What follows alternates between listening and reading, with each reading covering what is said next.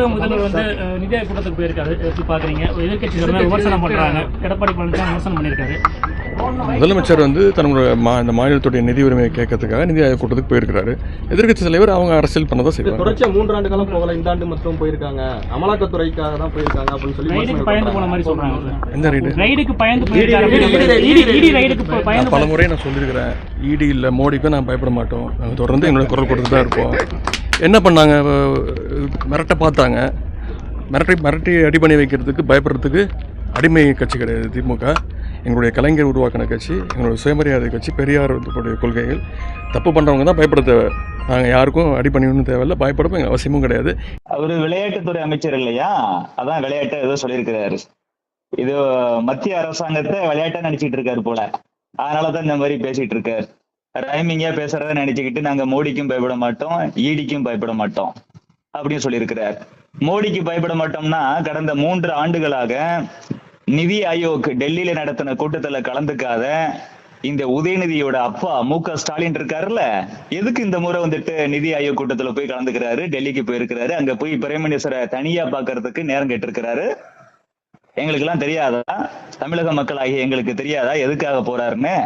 அங்க போய் மோடி கை காலில் விழுந்து, ஐயா, என் பையன் உதயநிதி ஸ்டாலினோட ஃப்ரெண்டா இருக்கக்கூடிய ஆகாஷ் பாஸ்கரன், ரத்தீஷ், இவங்க எல்லாம் இடி வந்துட்டு ரெய்டு போயிருக்கு இவங்க ஆபீஸ்ல, அவங்க எல்லாம் தப்பிச்சு ஓடிட்டாங்க. ஏன் தப்பிச்சு ஓடுனாங்கன்னா, அவங்க எல்லாம் குற்றம் செஞ்சிருக்கிறாங்க, மணி லாண்டரிங்ல ஈடுபட்டு இருக்கிறாங்க. அவங்க தனியா ஈடுபடல, என் பையன் உதயநிதி கூட அவங்க ரொம்ப க்ளோஸா இருக்கிறாங்க. அவங்களை கூப்பிட்டு நீங்க விசாரிச்சீங்க அப்படின்னா என் பையனை பத்தி உண்மைலாம் வந்துடும். என் பையனை பத்தி உண்மைலாம் வந்துருச்சு அப்படின்னா தமிழ்நாட்டுல தமிழக மக்கள் மத்தியில ஓட்டு கேட்டு போக முடியாது. கண்டிப்பா இந்த முறை நாங்க தோக்கத்தான் போறோம். ஆனா இந்த விஷயம் வெளியில வந்துருச்சுன்னா ஒரு தொகுதியில கூட எங்களால ஜெயிக்க முடியாது. மக்கள் எங்களை ஓட்டு கேட்கவே விட மாட்டாங்க, விரட்டி அடிப்பாங்க. எப்படியாச்சும் என் பையனை காப்பாத்துங்க அப்படின்னு கெஞ்சி கூத்தாடத்தான் 3 வருஷமா நிதி ஆயோக் கூட்டத்துல கலந்துக்காத மு.க. ஸ்டாலின் இந்த முறை இந்த சாவ போற டைம்ல சங்கரா சங்கரான்னு சில பேர் கத்துவான். வாழ்க்கை முழுவதும் அயோக்கியத்தனம் பண்ணிவிட்டு சாவ போறப்ப மட்டும் ஐயோ சங்கரா நான் தப்பு பண்ணிட்டேன் என்னை மன்னிச்சிரு அப்படின்னு கத்துவான். கடவுளை விட்டா போக முடியும்? கர்ம பயன் இருக்குல்ல. அந்த மாதிரி கடந்த 4 ஆண்டுகளாக மோசமான ஆட்சி செஞ்சுட்டு லஞ்சம் ஊழல் இதுல எல்லாம் ஈடுபட்டுட்டு மணி லாண்டரிங்லயும் ஈடுபட்டுட்டு இப்ப கடைசியா அந்த 1 வருஷம் ஆட்சி முடிய போற இந்த கடைசி ஆண்டுல மாட்டிக்கிட்டமேன்னு சொல்லி அங்க மோடிட்ட போய் கெஞ்சி கூத்தாடத்தான் இந்த நிதி ஆயோக் கூட்டத்துல டெல்லியில போய் கலந்துக்கிறாரு மு.க. ஸ்டாலின். மோடிக்கு பயப்படல, ஈடிக்கு பயப்படலன்னா ஏன் அங்க போகணும்? இதெல்லாம் நான் கேட்கல. தமிழக மக்கள் சோசியல் மீடியால பாருங்க, குறிப்பா தமிழக இளைஞர்களும் இளம் பெண்களும் இதை பத்தி எல்லாம் கேள்வி கேட்கிறாங்க. ஈடிக்கு பயப்பட மாட்டேன்னு சொல்றாரு இந்த உதயநிதி ஸ்டாலின். ஈடிக்கு பயப்படலன்னா இவர் இந்த ஆகாஷ் பாஸ்கரனையும் ரத்தீஷையும் கூட்டிட்டு தானே சுத்தினாரு எங்க போனாலும். ஏன் இந்த ஆகாஷ் பாஸ்கரனோ ரத்தீஷோ இன்னைக்கு தலைமறைவா இருக்கிறாங்க? ஈடிக்கு பயந்துக்கிட்டு தானே தலைமறைவா இருக்கிறாங்க. அவங்கள தலைமறைவா இருக்க சொன்னது யாரா இருக்கும்? உதயநிதி சொல்லாம அவங்க தலைமறைவா இருப்பாங்களா?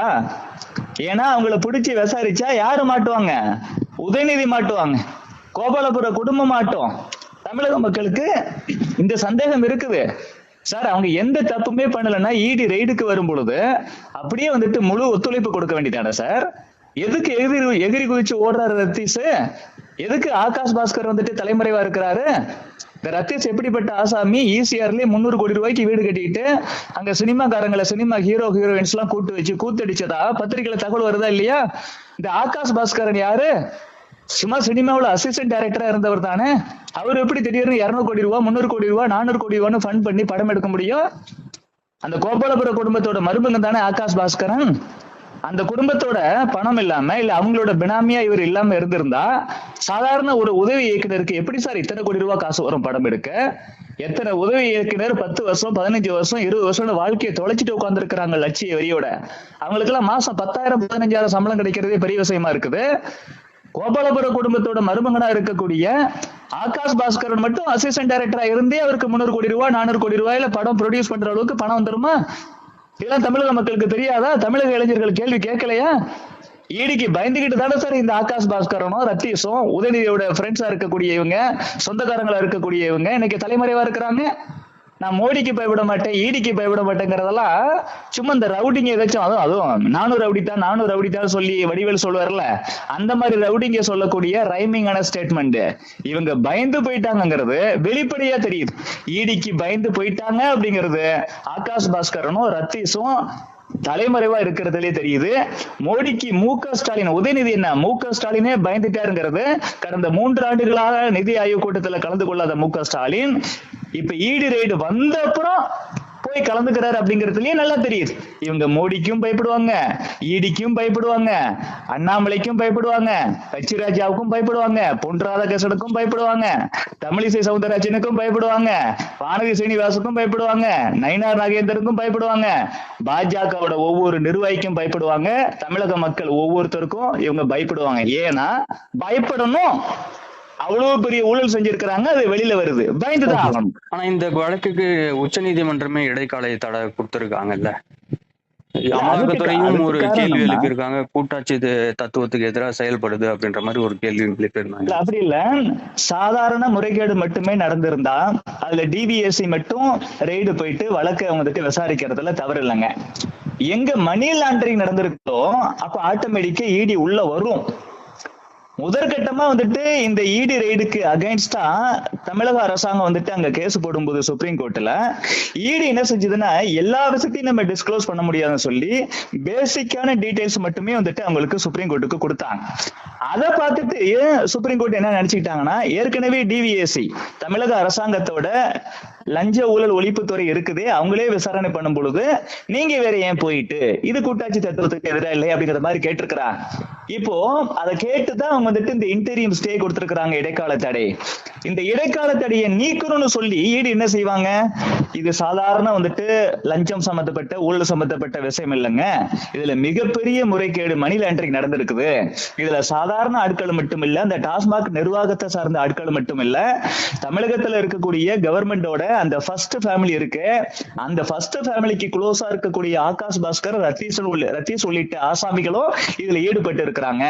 இப்ப அவங்களெல்லாம் போயிட்டு நாங்க வந்துட்டு விசாரணை பண்ண வேண்டியதா இருக்கு. அவங்க இப்ப தலைமறைவா இருக்கிறாங்க பாருங்க, அவங்க மேல எந்த தப்பும் இல்லைன்னா அவங்க ஏன் தலைமறைவா ஏறி குதிச்சு ஓடி இல்ல தலைமறைவா இருக்கணும்?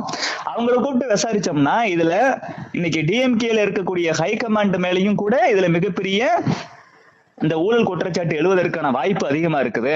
எப்படி வந்துட்டு ஜார்க்கண்ட்லயும் சத்தீஸ்கர்லயும் டெல்லியிலையும் தெலுங்கானாலையும் இந்த மதுபான ஊழல் முறைகேடு நடந்துச்சோ அதே போல தமிழகத்திலையும் இது மிகப்பெரிய ஊழல். இன்னும் சில பத்திரிகையாளர்கள் எல்லாம் சொல்லிக்கிறாங்க, இன்டெலெக்சுவல்ஸ் எல்லாம், பொலிட்டிக்கல் கமெண்டேட்டர்ஸ் எல்லாம் சொல்லிக்கிறாங்க, டெல்லியில நடந்த அரவிந்த் கெஜ்ரிவால் நடத்திய இந்த மதுபான ஊழல் முறைகேட்டை விட இது 100கணக்கான மடங்கு அதிகமான முறைகேடு தமிழகத்துல நடக்குதுன்னு சொல்றான்.